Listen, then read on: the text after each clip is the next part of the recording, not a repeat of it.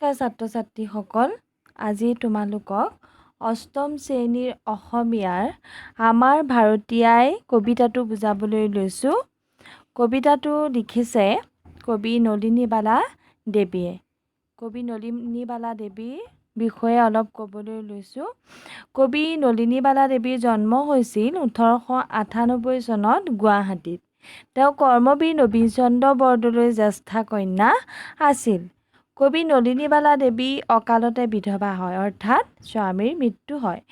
এই দুখক ভগৱানৰ দান বুলি ধৰি লৈ কবিয়ে সাহিত্য চৰ্চা আৰম্ভ কৰে আৰু সপোনৰ সুৰ, পৰশমণি, যুগদেৱতা, জাগৃতি, অলকানন্দা আদি কবিতা পুথি ৰচনা কৰে। কবি নলিনীবালা দেৱীয়ে সাহিত্য একাডেমী বঁটাও লাভ কৰে। 1977 চনত এইগৰাকী কবিৰ পৰলোক ঘটে। এতিয়া তোমালোকক কবিতাটো বুজাই দিবলৈ লৈছোঁ, তোমালোকে ভালদৰে কবিতাটো চাই যোৱা।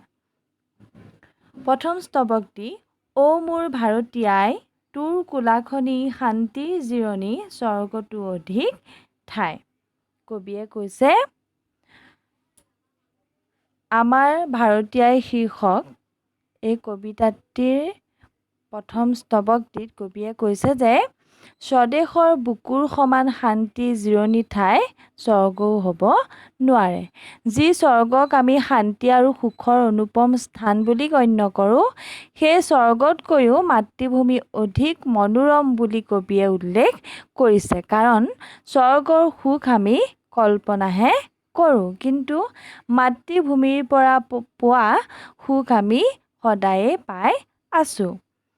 দ্বিতীয় স্তৱকটি: প্ৰথম উষাৰ উদয় সূৰ্য, দিগন্ত উজনাই, মন মানস ফুলে পাহি মেলি, প্ৰেমৰ পৰশ পায়। মাতৃভূমিৰ প্ৰথম উদিত সূৰুযে প্ৰকৃতিৰ প্ৰতিটো প্ৰান্ত বা দিশ উজ্জ্বল কৰি তোলে। স্নেহ মমতাৰ ভাৱ অন্তৰত জন্ম হয়। উদিত সূৰুযৰ অনুপম আভাই আমাৰ অন্তৰত প্ৰকৃতি প্ৰেমৰ ভাৱ জগাই তোলে। মনৰ মাজত প্ৰকৃতি প্ৰেমৰ সুগন্ধি ফুল ফুলি উঠে। 3 নম্বৰ স্তৱকটো: মানৱীয়তাৰ জীৱন গংগা, ইয়াতে বিচাৰি পায়, দানৱীয়তাৰ কুটিল দৰ্প, ইয়াতেই লয় পায়। প্ৰেম মানৱতাৰ গংগাস্বৰূপ নদী, ইয়াতেই প্ৰবাহিত হয়। মানৱতাৰ প্ৰবাহিত গংগাৰ শীতল জলধাৰাই মানৱীয়তাক পালন পোষণ কৰে আৰু কুটিল দানৱীয়তাক নাশ কৰে।